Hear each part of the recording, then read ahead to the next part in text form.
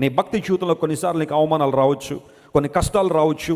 నువ్వు యేసు ప్రభువుని అంగీకరించింది ఈ రోజు కాకపోయినా రేపైనా సరే, నీ ఆఫీస్లో, నీ ఉద్యోగంలో, నీ వ్యాపారంలో కొన్నిసార్లు ఇబ్బందులు తలెత్తచ్చు. కానీ what you have to do, మరియ వలె నీవు కూడా ముందుకే సాగిపోయే వ్యక్తిగా ఉండాలి, కానీ వెనకడుగు వేయడానికి లేదు. జ్ఞానుల దగ్గరికి వస్తే, జ్ఞానులు కూడా ప్రభువును చూడాలని బయలుదేరారు సుదూర ప్రాంతాల నుండి.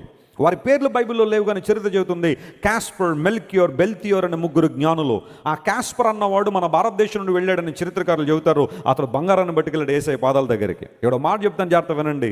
బంగారం బైబిల్లో పరిశుద్ధతకు సాదృశ్యం, హోలీనెస్కి సాదృశ్యం. అంత మాత్రం కాకుండా కింగ్షిప్కి సాదృశ్యం, రాయల్టీ, రాజరికానికి సాదృశ్యం. మన భారతదేశం నుండి కాస్పర్ అనే ఒక జ్ఞాని బంగారాన్ని పట్టుకెళ్ళి యేసయ్య పాదాల ముందు పెట్టాడని అర్థం ఏంటో తెలుసా? నీలాంటి పరిశుద్ధుడు చరిత్రలో మరొకరు లేడని ఒప్పుకున్నాడు. దేవుడు నామమున స్తోత్రం కలుగును గాక. హల్లెలూయా. Our God is the Holy One.